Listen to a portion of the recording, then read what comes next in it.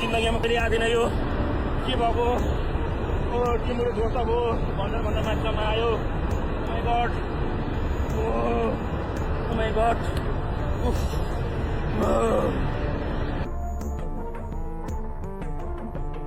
A wall of mud, rock, ice, and water tore through the Himalayan border between Nepal and Tibet on Wednesday morning, giving people at the Gyirong crossing only seconds to run.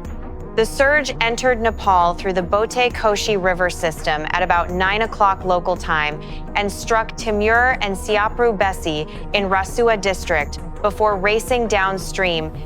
By early Thursday, authorities reported at least 160 deaths across Nepal and Tibet.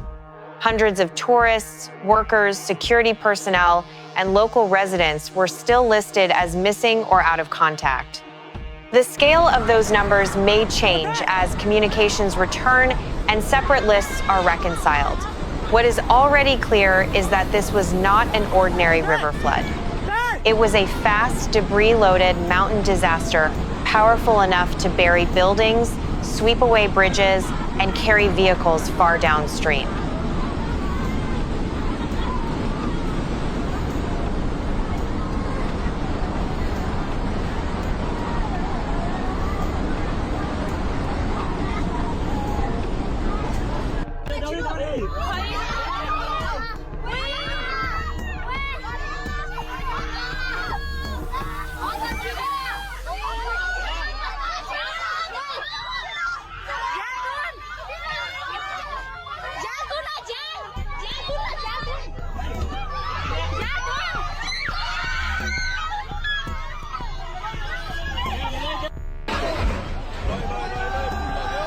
Preliminary satellite analysis placed the source near the Lhende River, roughly 20 kilometers northeast of the Rasuwagadhi border crossing. From there, the flood followed a connected river corridor. It moved into the Bhote Koshi, past Timur and Siapru Besi, and then entered the larger Trishuli River toward Nuwakot and Dhading. Measurements reported by regional scientists show how abrupt the wave was. The Trishuli at Gyirong reportedly rose by as much as 9 meters in 30 minutes, while the river at Malaku climbed about 7 meters over a similar period. That rapid rise explains why the damage appeared across several districts in a matter of hours. A steep Himalayan channel can concentrate water, sediment, and boulders into a dense moving front. Communities downstream may see little rain locally, yet still face a destructive surge generated far above them.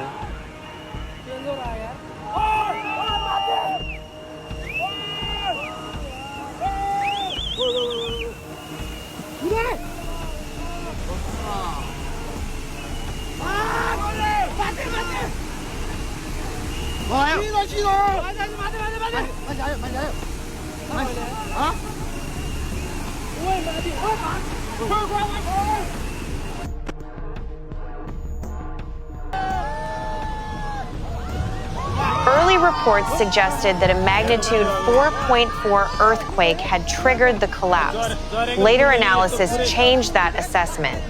The U.S. Geological Survey said the seismic signal recorded at the time was not a tectonic earthquake.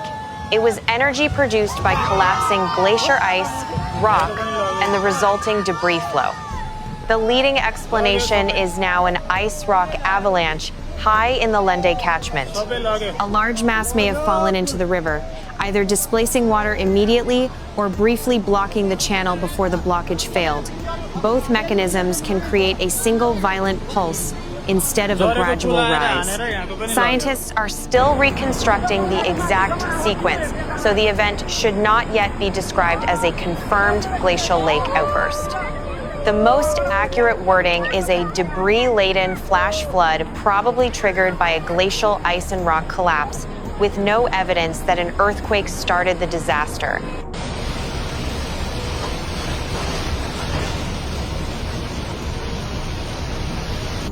कति मान्छे लयो हे प्रभु बाफरे त्यो त जम्मै गयो यार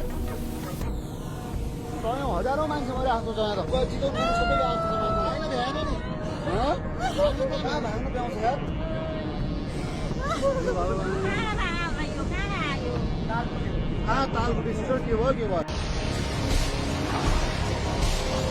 Nepal Police reported that 157 bodies had been recovered by late Wednesday. Chinese authorities separately reported 3 deaths and 265 people missing around Gyirong Port. In Nepal, tourism officials said 403 travelers were unaccounted for, including 341 foreign nationals. The reported list included pilgrims and visitors from India, the United States, Australia, Britain, Canada, Malaysia, Japan, South Korea, and other countries. These figures require careful interpretation. Missing can mean a person was physically seen being swept away, but it can also mean that an agency or tour operator has lost contact with someone whose route passed through the affected corridor. Damaged phone networks and roads make verification extremely difficult. Authorities must compare names from hotels, trekking agencies, immigration posts, workplaces, hospitals, shelters, and rescue flights.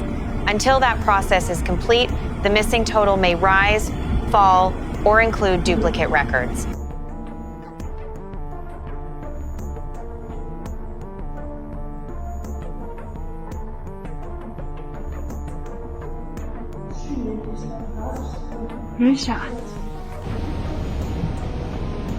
घाट जलविद्युत केन्द्र त्यसपछि यसको माथितिर सबै यो त्रिशुली माथिको त्रिशुलीतिर सबै यो यसको अवस्था भएको छ तपाईले दृश्यमा पनि देख्न सक्नुहुन्छ होला अझै पनि आफ्नो गतिले Search teams entered a landscape where roads had vanished, power was out, and deep sediment covered homes and vehicles. More than 3,300 security personnel were mobilized in Nepal.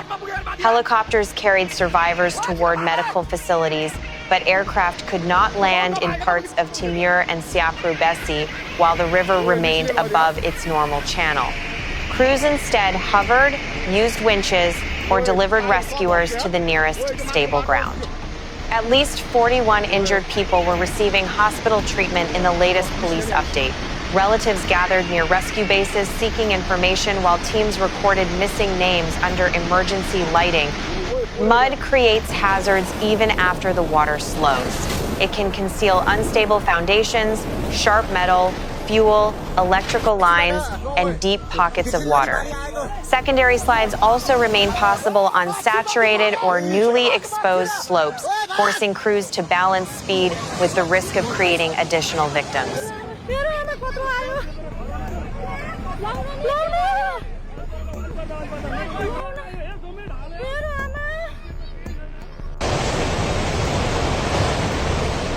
The flood damaged the transportation spine connecting northern Nepal with Tibet and the valleys farther south. Nepal's Department of Roads reported at least 19 motorable bridges damaged and approximately 40 kilometers of road affected along the Bhote Koshi Trishuli corridor. The Rasuwagadhi customs complex was overrun, vehicles and stored cargo were swept away, and cross-border commercial traffic stopped. Downstream mud entered homes and businesses in Nuwakot and Dhading. Structures that remained standing were buried around their lower floors, while cars, trees, containers, and building debris were carried through the channel. Road restoration will take more than clearing visible mud. Engineers must inspect bridge foundations, slopes, retaining walls, and pavement that may have lost the soil beneath it. Until those assessments are complete, damaged routes should be treated as unstable even where the surface appears passable.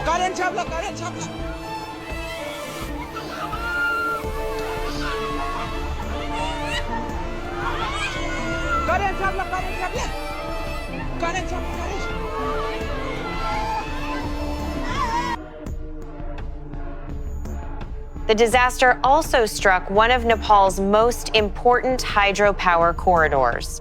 According to the Nepal Electricity Authority, 11 hydropower projects and 1 solar plant were affected or disconnected from the national grid. The combined lost output was reported at approximately 431 megawatts. Facilities in the corridor include Rasuwagadhi, Sanjen, Chilim, Langtang, Upper Trishuli, 3A, Trishuli, and Devigat. Transmission infrastructure was also damaged, leaving communities without power and complicating rescue communications. A generation lost does not mean every plant was completely destroyed. Some facilities may have suffered direct physical damage, while others were forced offline because transmission lines or substations failed. Engineers will need to inspect tunnels, intakes, turbines, access roads, and electrical equipment before restarting them. The outage affects emergency operations immediately and may create longer economic consequences for households, businesses, industry, and electricity imports.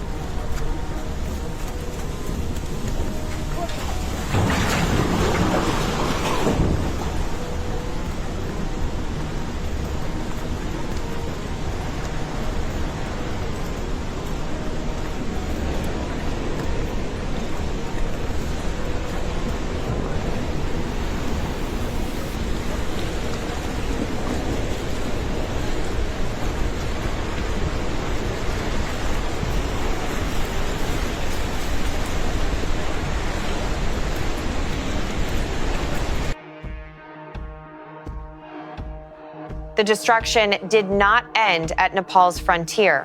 Chinese state media reported 3 deaths and 265 people missing at Gyirong Port as of Wednesday evening. Roads, communications, and electricity around the crossing were cut. China activated a Level 2 geological disaster response, sent rescue teams, and allocated relief supplies for evacuation and shelter. Officials warned that damaged slopes could produce additional mudslides. Farther downstream, river alerts reached India. Authorities in Bihar said about 5,000 people had already been moved from vulnerable locations and planned further evacuations as the connected river system carried water toward the plains. These operations show why a Himalayan flood cannot be managed by one district or one country alone. The source, impact zone, transport routes, and downstream risk may cross borders within hours. Effective response depends on rapid data sharing, coordinated warnings, and verified information about people traveling between jurisdictions. This river corridor experienced another deadly glacial flood only 14 months earlier. On the 8th of July 2025, a supraglacial lake on the Pirpu Glacier drained suddenly, sending a flood through the Lhende River and damaging the same Nepal-China crossing. The two disasters may not have identical triggers, but both reveal the exposure of steep Himalayan valleys.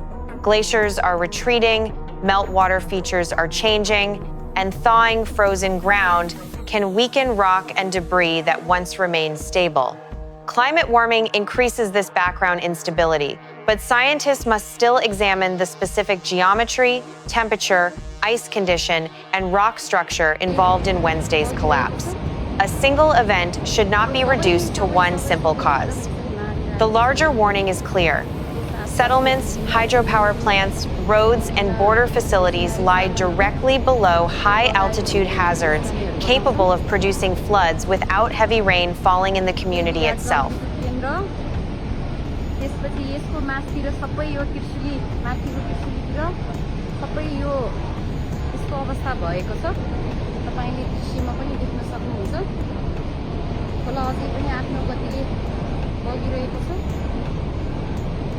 सबै एकदम यसरी मारेर आएको छ वरिपरि yes आसपासको विभिन्न पुल विभिन्न machinery सामानहरू सबै बगायो भनेर स्थानीयहरू बताउँछन्।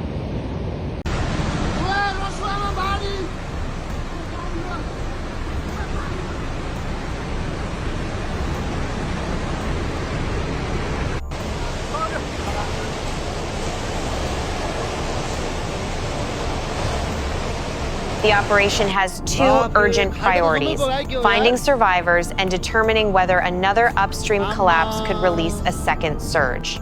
Residents along the Bhote, Koshi, and Trishuli should follow evacuation orders and stay away from riverbanks, damaged bridges, and unstable slopes. falling water does not make buried buildings or broken roads safe. Casualty and missing person totals will change as teams reach isolated areas and communications return. For that reason, every video report should display its information cutoff and avoid turning an unverified missing list into a confirmed death toll.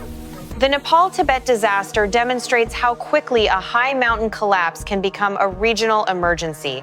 It also shows the need for satellite monitoring, cross-border warning systems, and evacuation plans designed for events that arrive with almost no time to react. Thank you for watching Extreme Weather US. Subscribe for calm, carefully verified disaster coverage and future updates.